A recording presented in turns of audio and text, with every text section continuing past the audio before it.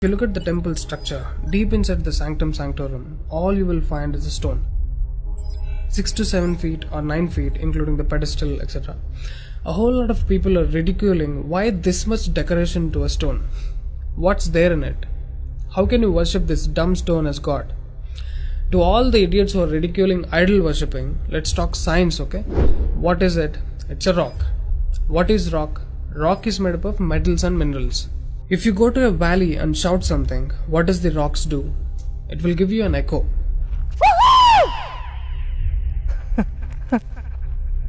It's an open place. The sound travels, hits the rock and throws it back. This phenomena is called echo and it's scientifically proven, everybody knows it. Depending on how loud you send the sound waves, accordingly rocks will throw back an echo. Every rock, that's why you will hear 2-3 sounds at different intervals. Visually you cannot see what's happening, but you can hear it. This is in open space. Imagine if you're doing it in a closed place. What would be the amount of echo?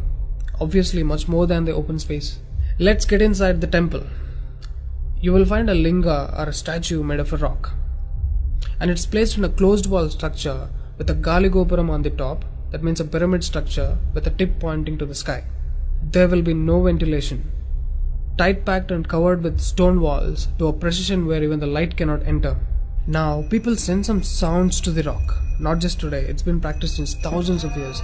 They are sending some sounds to the rock continuously, right from the morning to afternoon to evening till night, every day. We all know that sound has a form. To all the lower IQ people, I'm going to show you a few experiments where particles form different patterns and forms due to various types of sounds. I saw a beautiful music video in this channel in which they show how water, fire, particles respond to the sound. It's an incredible experiment, you must watch it. It is a film to describe to you the effect of cymatic frequencies. Now, 72% of your body is water. 12% is earth, 6% is air, 4% is fire and the remaining is space. Don't you think this sound has an impact on your system? Look at how drastically the water is responding to the sound. Similarly, fire. In fact, everything in the cosmos responds to the sounds. That's why yogis of the past have always said sound is the basis of existence. Every form is a certain reverberation of sound. If you master the sound, you can play with the 5 elements. That's how the sages of the past used to walk on water, disappear into the air, walk through the walls, etc. In Harry Potter movie, what you have seen is just a fiction story. But here, we have got yogis who did all that for real. Even though there are many mystics who can do these things, not just them, you and I can do it if we attain certain mastery over the sound. You need a perception beyond the senses to do that. For that, you need to do a different level of sadhana. You can't do that in a laboratory through some dumb experiment. All those who tried either ended up neurotic or died an utter failure, wasted a lot of money in the research. So except dhyanam, technically there is no other way. Sorry to disappoint the people who are lazy to yoga. Okay, sound.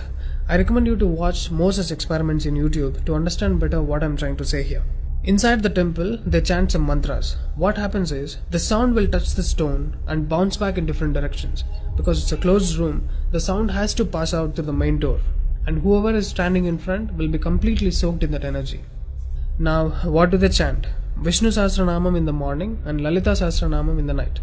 There is Shivopasana Mantram, Lingastakam, Am Namah Shivaya, Nirvana Shatakam, etc., which will have different impacts on the human system.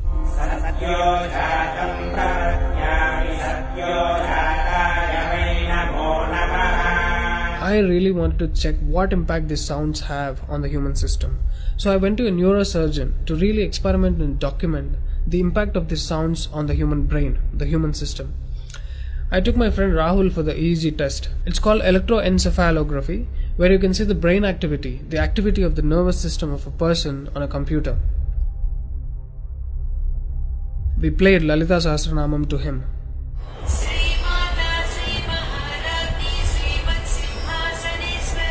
Rahul, relax your face.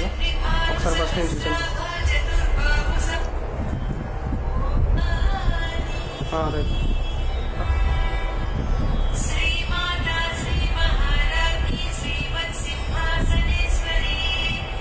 The kind of parasympathetic differences that he's getting is anonymous.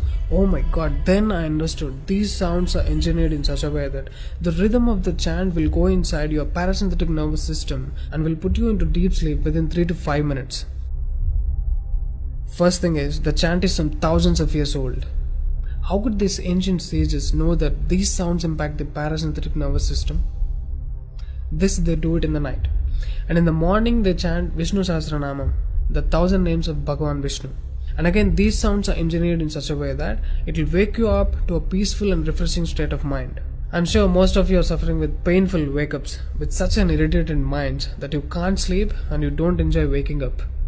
If you listen to Vishnu Sahasranamam in the morning, it will clear all these clutches in the brain and you will be super fresh when you wake up. Even today you can go and check in Tirupati temple. They will chant Vishnu Sahasranamam in the morning and Lalita Sahasranamam in the night. This is a clear science evolved and being practiced in temples. Even now in most of the temples they're still doing it without knowing why they're doing. I went and asked one of the priests in my hometown. He said, no, they're doing it since so many years. Or they will say something like, it's good for your health, you will get money, pregnancy, etc. This is one more reason why temples are ending up in ruins here. There is no one to talk about the science behind it. Why sounds and why the rock?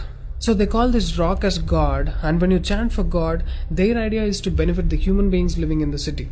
It's a free service. Will your doctors treat you for free? But these temples are doing it for free, since ages. But now, these temples are under attack. It's time to free them from government's control. Temples' properties are being looted. They think too much of gold is available there. You know what? The temple design is such, there will be a Dvajastambam, which is made of some metal, usually gold or copper. Brass is a good conductor of sound, gold is an excellent conductor of electricity, and it has higher receptivity of the energy. To all the idiots who are worried about so much gold being used in the temple construction, just smack them with this video. This is a clear science and most sophisticated engineering that even the modern science has no clue of. There is much more to the design of the temple.